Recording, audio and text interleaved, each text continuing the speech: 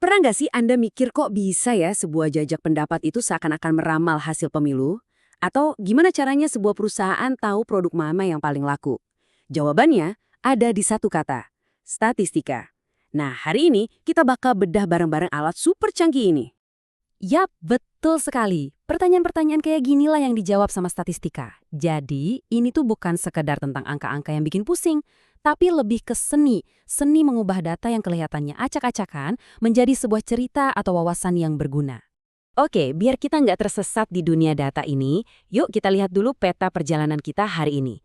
Kita bakal mulai dari apa itu statistika, terus gimana cara milih data, kenalan semua sifat data, cara mengukurnya, dan yang paling penting, kenapa Anda harus peduli sama semua ini. Siap? Oke, langsung aja ya, kita masuk ke bagian pertama. Kita mulai dari fondasinya dulu. Apa sih sebenarnya yang dimaksud dengan statistika itu? Gampangnya, statistika itu ya kayak resep masakan. Ada langkah-langkahnya yang jelas, mulai dari ngumpulin bahan bakunya, yaitu data, terus kita olah datanya, kita sajikan dengan cantik, sampai akhirnya kita bisa cicipi dan ambil kesimpulan apakah masakan data ini berhasil atau enggak. Nah, statistika ini punya dua cabang utama. Di satu sisi ada statistika deskriptif. Ini tugasnya cuma ngejelasin data yang ada di depan mata. Gampangnya, dia cuma ngasih tahu ini loh faktanya. Di sisi lain, ada statistika inferensi. Nah, yang ini lebih kayak detektif. Dia ngelihat secuil bukti, terus bikin tebakan cerdas tentang gambaran yang jauh lebih besar. Keren kan? Oke, kita udah tahu apa itu statistika. Pertanyaan logis berikutnya adalah, data dari siapa yang mau kita olah? Nah, ini membawa kita ke dua konsep yang krusial banget, populasi dan sampel. Coba dibayangin kalau kita mau tahu musik favorit semua mahasiswa di Indonesia. Masa iya kita harus tanya satu persatu dari Sabang sampai Merauke? Wah, bisa nggak selesai-selesai. Nah, semua mahasiswa itu namanya populasi. Karena nggak mungkin tanya semua, kita ambil sebagian kecil aja yang mewakili. Misalnya 1.000 mahasiswa dari berbagai kampus. Nah, itulah yang disebut sampel. Jauh lebih masuk akal kan? Terus gimana cara ngambil sampel yang benar? Ada beberapa strateginya nih. Ada yang kayak ngocok arisan, semua nama dimasukin terus diambil acak, itu namanya simple random. Ada juga yang populasinya dibagi-bagi dulu per kelompok, misalnya per fakultas. Baru deh diambil sampel dari tiap fakultas, itu stratified. Lain lagi kalau kita ngambil urutan, misalnya setiap orang ke-10 di daftar absen, itu sistematik. Dan yang terakhir, kita bisa juga pilih beberapa kelas secara acak, terus semua murid di kelas itu kita jadikan sampel. Itu namanya cluster. Kita udah punya ilmunya, udah tahu siapa yang mau diteliti. Sekarang, ayo kita kenalan lebih dalam sama bahan bakunya sendiri, yaitu data. Jadi, data itu pada dasarnya ada dua jenis utama nih. Pertama, data kualitatif. Ini data yang bentuknya deskripsi, bukan angka. Contohnya ya jenis kelamin, pekerjaan, atau warna favorit. Kedua, data kuantitatif. Nah, ini baru temennya angka. Semua yang bisa dihitung atau diukur, kayak IPK, jumlah karyawan, atau tinggi badan Anda, itu masuknya ke sini.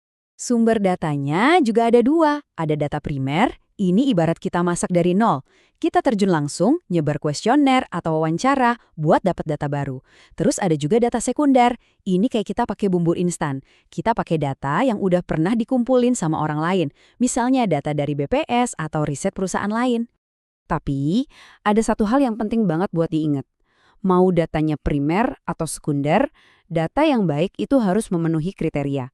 Harus objektif, mewakili, bisa dipercaya, paling baru dan tentunya relevan. Kenapa? Karena di dunia data ada prinsip sakti, garbage in, garbage out. Kalau data yang kita masukin itu sampah, ya kesimpulan yang keluar juga bakal jadi sampah. Oke, datanya udah ada dan berkualitas. Terus gimana cara kita mengukurnya dengan benar? Nah, disinilah kita perlu kenalan sama yang namanya variabel dan skala pengukuran. Jadi, apa sih yang sebenarnya kita ukur dari data itu? Jawabannya adalah variabel. Sederhananya, variabel itu adalah karakteristik apapun yang nilainya bisa beda-beda antar individu. Umur Anda, tingkat pendidikan, atau penghasilan bulanan, itu semua contoh variabel. Nah, cara ngukur variabel ini juga ada tingkatannya, kayak naik tangga gitu. Paling dasar ada skala nominal. Ini cuma buat ngasih label, kayak pria dan wanita. Gak ada yang lebih tinggi. Naik satu tingkat ada ordinal. Ini udah punya urutan. Misalnya tingkat pendidikan dari SD sampai S3. Lebih tinggi lagi ada interval, yang jarak antar angkanya itu sama. Contohnya suhu Celcius.